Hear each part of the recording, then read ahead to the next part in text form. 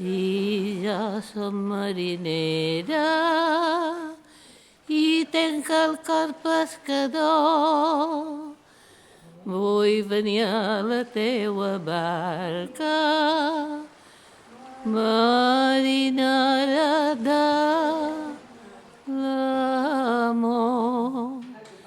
Sí, la barca de l'amor, la barca de l'amor, noia vol venir.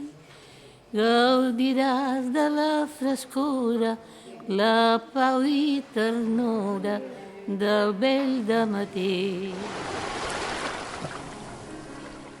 Són records que t'emociones i tot d'aquestes coses, sí.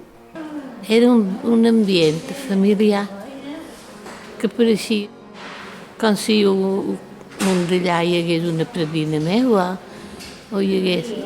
Era molt familiar. Però sí que m'ha sabut molt de greu, m'agradava molt venir abans a fer la Pollença. La gent de Pollença era molt... Els agradava molt venir a veure el peix i a comprar i conèixer la gent. Era una meravella, la veritat que sí. I entonces nosaltres havíem d'agafar el peix i l'havíem de dur cap aquí i llavors havíem d'esperar el correu i l'havíem de carregar. I això és Tamarels, aquí on se feia la venda del peix. I llavors més cap aquí hi havia les càmeres que anàvem a treure el peix. Quan jo anava amb ma mare, o quan ja anava també ja era casada i el meu pescava amb mon pare, sí que mos posàvem una part, hi havia un tamarel i allà veníem.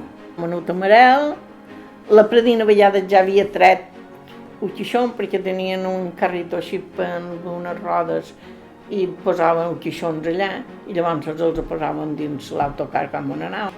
I pujàvem i a la part de darrere ja eren autobuses, però duien com un quixó i allà hi posàvem un peix, hi posàvem un oler en terra.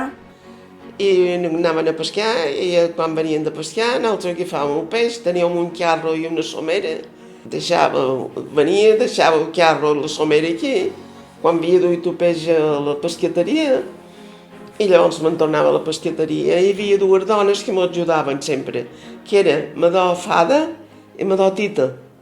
O sigui que he conegut Micheleta, he conegut Ossa, he conegut Tabeu, i quan el dia que no acabàvem el peix, llevàvem el cotxe i me'n anàvem a la botiga, una i una altra, m'ha de comprar un bon de peix.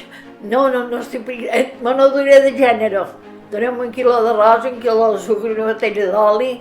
La qüestió és vendre el meu, m'entens? I com que allà Maria Gondà en teníem. I això era la meva vida. Aleshores jo vaig ser la primera que vaig tenir cotxe, de les, diguem, peixateres, i de les filles i mares i de les peixateres.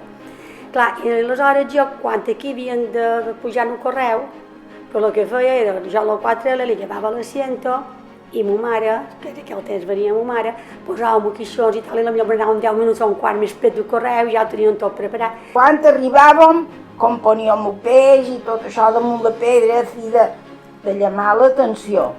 Però per seure ja no hi havia res, encara en aquell entonces.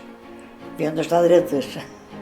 La pescateria sempre ha estat bé, a l'hivern feia una fretada de peus, que no hi havia el dimoni. I res, allò era... I sempre havies d'anar en cap qualque cosa, perquè hi havia grifó, vessava i sempre anaves entre el peix, el suc i l'aigua, i feia xoc. Imagina't si eren companyeres. Antes no hi havia bany a la pescateria. Pixàvem darrere la pedra. Darrere. I quan una en tenia llanes, les altres ens hi posàvem de vora perquè la gent de fora no ho vés.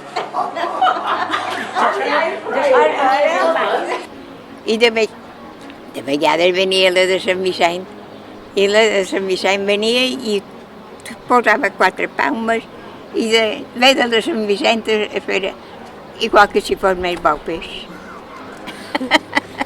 I m'agradava el davantal, les butxaques, que eren unes butxaques i un posaven el paper, l'altre hi posaven el durós i els 5 duros, i llavors me n'anava el diumenge, sobretot me n'anava al cafè espanyol perquè m'agradava molt a fer una tapa.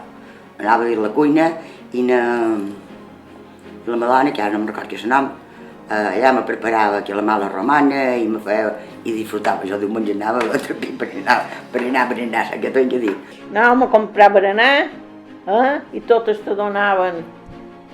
A vegades duem una panada, a vegades duem un cocorroi, a vegades venia que volien cotxe. Quan jo teníem un fons a prop, anàvem a comprar, i darrere l'església allà me posen un pi, aquí hi havia un forn, i aquí anàvem a comprar-ho. Deixàvem un peix damunt la pedra, per anar a la galeria.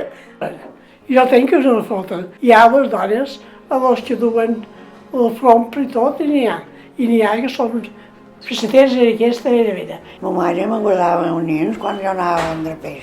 Els de l'escola, mos arreglàvem.